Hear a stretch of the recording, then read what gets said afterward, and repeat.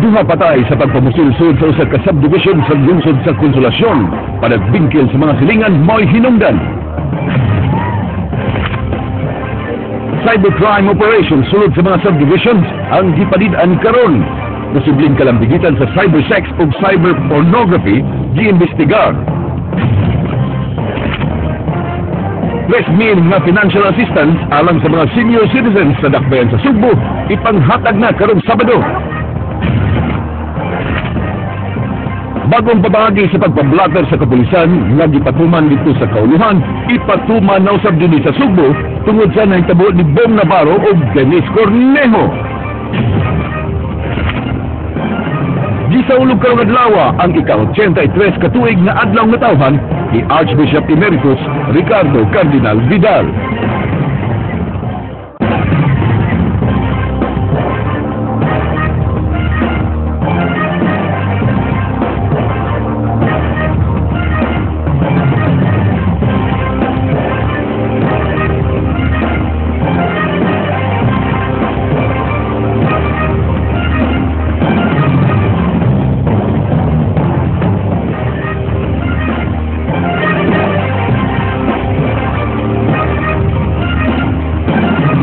Mayong akong Sugbo, kabisayan og soban pang mga dapit nga mabot ning atong tulumanon.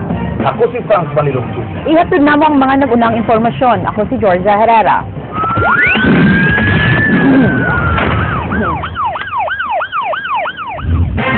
Mikatay na din sa Sugbo ang isyu nga nitabo dito karon sa Kauluhan may tungod sa isyu kay kalambagitan sa aktor nga si Bong Navarro kinsa gikulata sa grupo sa negosyante si Cedric Lee. Subay kini sa gipagawas nga bagong kamanduan sa PNP headquarters sa bagong proseso sa pagblotter sa mga panghitabo. Nasayran nga daghang lapses ang nahimo sa mga pulis sa Southern Police District dito sa Kauluhan. Andrea Patenya, sugin ni May. Tungod sa giingong kapakya sa kapulisan nga mikupot sa kaso sa aktor nga si Bong Navarro, kinsa gikulata sa grupo ni Cedric Lee human pa sa nginling ng lugos sa modelong si Denise Cornejo, usa ka memorandum ang gipada sa hepe sa Directorate for Intelligence and Detective Management kun DIDM Francisco Montenegro ngadto sa tanang Police Regional Director sa Nasod.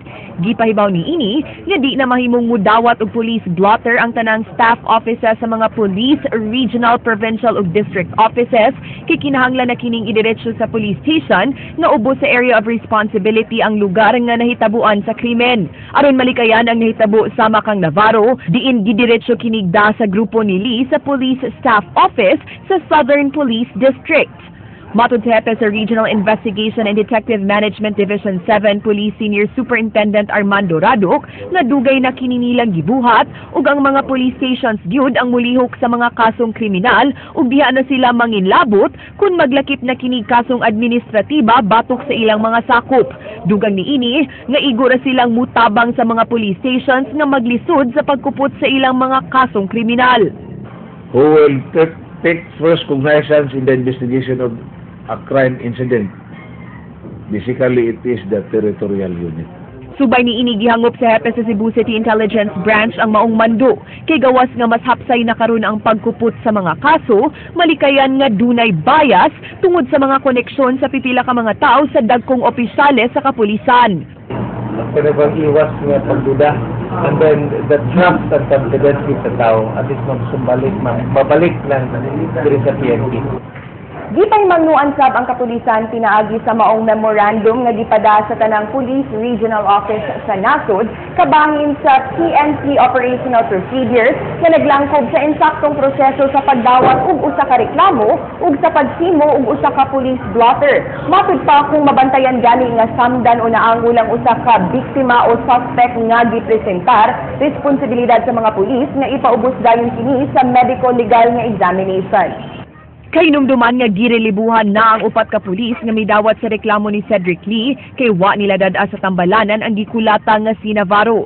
Lain sab nga standard operating procedure sa pagdawat og reklamo mao ang pagsigurong makuha ang duha ka habig sa biktima ug sa suspect. So that we can have a good evaluation.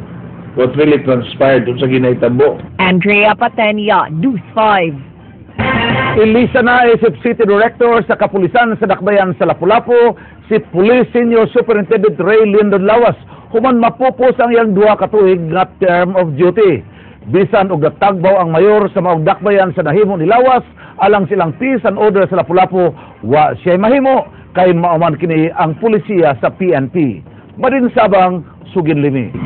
Gipahibaw ni Police Regional Office 7 Director Police Chief Superintendent Danilo Constantino nga abli na karon ang posisyon isip City Director sa Lapu-Lapu City Police Office.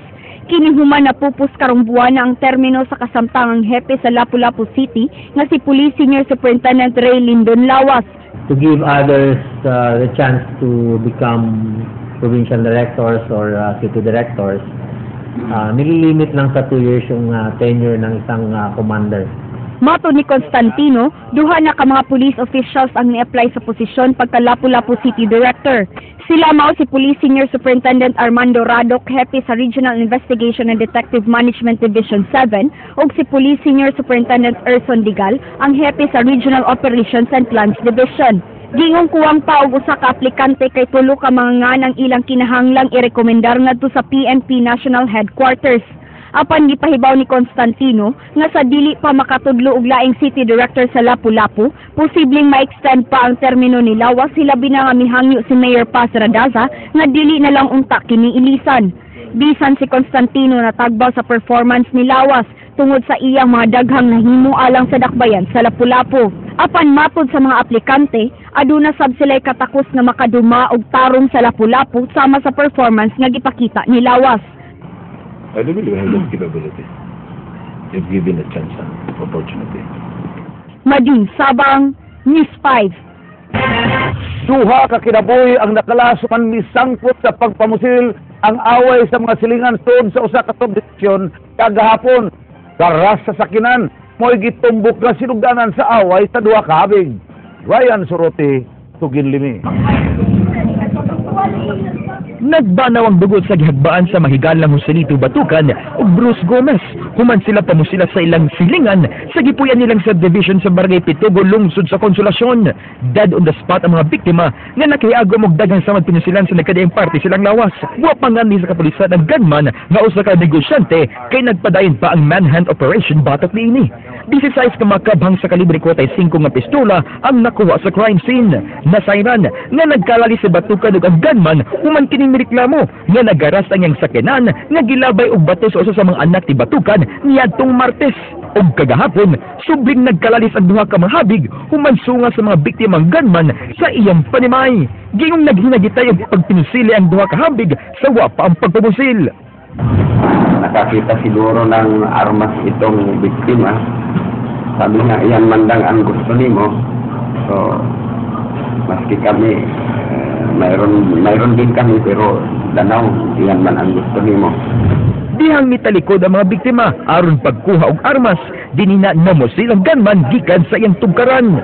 Gingong giduol pa sa suspect ang mga biktima og gitiwasan sa pagpusil. Nakahigayon pa sa pag-reload sa iyang armas ang suspect base sa gidaghanon sa mga kabhang. Dalisab kining misibat uban ang iyang anak og katabang sakay ang taxi. Amo to paggawas nako, amo to na ingon di sila nga naade ni pandito ang driver tricycle. Ni ari dire. Sala-sala siya kurog-kurog kon ba marang narapol. Ryan Sorote, News 5. Padayon ang manhunt operation batok sa suspect sa pagpusil patay sa managhigalang Joselito Batucan o Bruce Gomez kagahapon.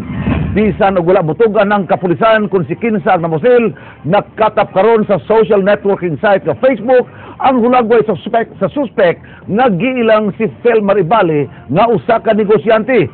Gituhuan sa mga kabanay sa gipatay dinhi maong gipakatap sa hulagway kay nangita sila og hustisya.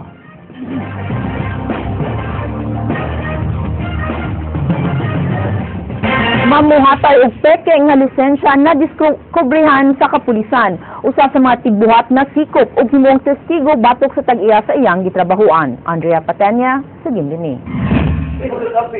Kida dinhi sa buhatan sa Cebu City Intelligence Branch kining mga trabahante sa negosyong tigama og peke nga mga driver's license. Mato ni CIB Chief Police Inspector Romeo Santander nga ang pagkadiskubre sa maong negosyo pinaagi sa joint operation sa kapulisan sa Mandaue, Lapu-Lapu ug Dakbayan sa Sugbo.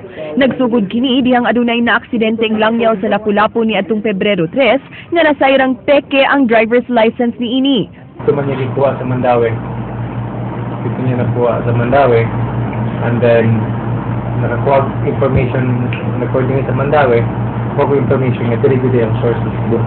Giadto sa kapulisan ang maong tindahan nga tinubdan sa peke nga lisensya kagahapon sa hapon ug nasakpan gyud ang ilang modus pinaagi sa usa ka police decoy nga nagpahimo kunuhay og peke nga lisensya ug nagpakaron ingnong fixer.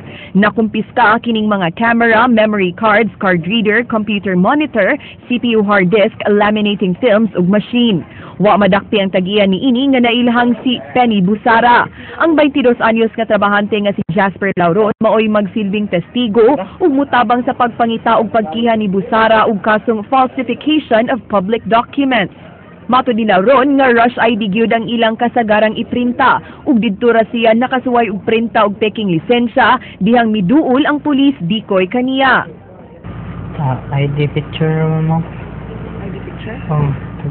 Sa mga 2 by 2, 1 by 1, ano. Naamay na pa-print na mga ka ng driver's license.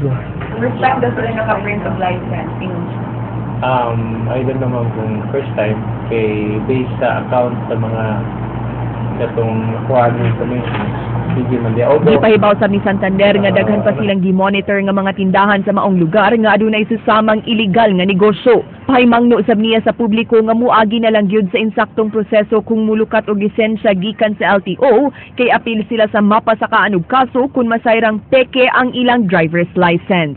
Hindi na mag-do sa mga pictures o sila na mismo. Kanagin nagit sa o sa muagi sa proseso. Andrea Patenya, News 5.